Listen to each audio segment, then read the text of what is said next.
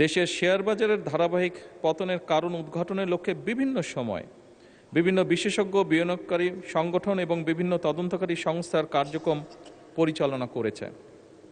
পরিচালিত কার্যক্রমে শেয়ার বাজারের ধারাবাহিক পতনের পিছনে কতগুলো কারণ আমরা পেয়েছি, কারণ সক্রিয় ছিল। কারণগুলি নিম্নরূপ, যেমন বাজার কারসাজি এবং কৃত্রিমভাবে শেয়ারের দাম বাড়ানো কমানো। এরপরে কিছু কোম্পানির আইপিও ও বন্ড ইস্যুতে বিভিন্ন রকম অনিয়ম। এরপর নিয়ন্ত্রক সংস্থার দীর্ঘমেয়াদী দুর্বল তদারকি এবং সময় মতন ব্যবস্থা গ্রহণ না করা। এরপরে কর্পোরেট সুশাসনের ঘাটতি এবং আর্থিক তথ্যের স্বচ্ছতার অভাব। এরপর প্রাতিষ্ঠানিক বিনিয়োগকারীদের সীমিত অংশগ্রহণ এবং বাজার আস্থার সংকট। এরপর নীতিগত অসঙ্গতি এবং বিনিয়োগকারীদের মধ্যে অনিশ্চয়তা। এরপর পুঁজিবাজার বান্ধব কর নীতির অভাব। মাননীয় স্পিকার, ধারাবাহিকভাবে শেয়ার মার্কেটের পতন ঘটিয়ে হাজার হাজার বিনিয়োগকারীদের নিঃস্ব করার জন্য যারা দায়ী তাদের চিহ্নিত করা সহ তাদের বিরুদ্ধে আইনানুগ ব্যবস্থা গ্রহণে বর্তমান সরকার পরিকল্পনা গ্রহণ করেছে।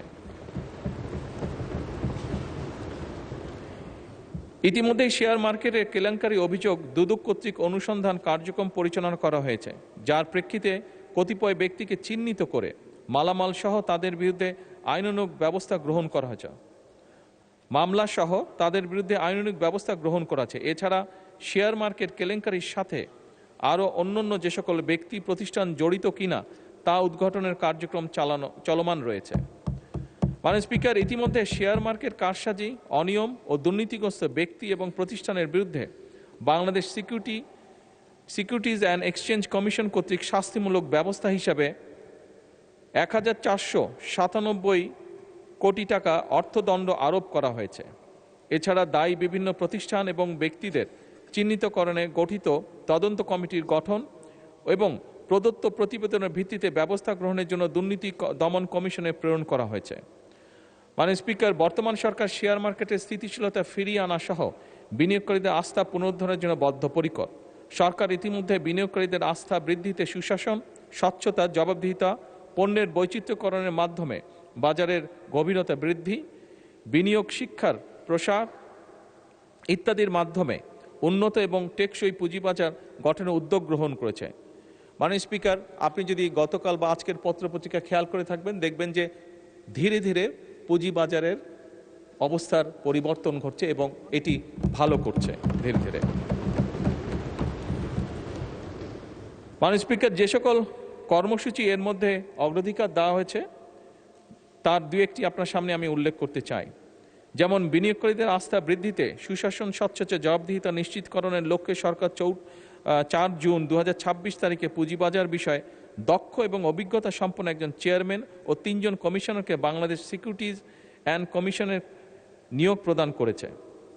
নতুন কমিশন দায়িত্ব গ্রহণের পরপরই বাজারে বিদ্যমান ফ্লোর প্রাইস প্রত্যাহার করেছে। লাভজনক সরকারি মালিকানাধীন কোম্পানিসমূহের শেয়ার স্টক এক্সচেঞ্জে অফলোডের মাধ্যমে সরাসরি তালিকাভুক্তকরণে উদ্বুদ্ধ করা। এছাড়াও বহুজাতিক কোম্পানি সহ উচ্চ মূলধন সম্পন্ন কোম্পানিসমূহের শেয়ার স্টক এক্সচেঞ্জ অফলোডের মাধ্যমে সরাসরি তালিকাভুক্তকরণের সুযোগ সৃষ্টি করেছে। এসএমই কোম্পানিসমূহ ভালো মৌলভিত্তি সম্পন্ন কোম্পানি সমূহ পুঁজিবাজারের তালিকাভুক্ত করা। পুঁজিবাজার কারসাজি বন্ধে অনিয়ম সংক্রান্ত তথ্য প্রকাশ এবং প্রদানকারীর প্রয়োজনীয় সুরক্ষা ও উৎসাহ প্রদানের ব্যবস্থা গ্রহণ করা। মাননীয় স্পিকার, আরও অনেকগুলো ব্যবস্থা সরকার গ্রহণ করেছে, কিন্তু যেহেতু সংসদের সময় অত্যন্ত মূল্যবান, বাকি যেগুলো ব্যবস্থা গ্রহণ করেছে সেগুলোকে আমি পঠিত বলিয়া গণ্য করার জন্য অনুরোধ করছি।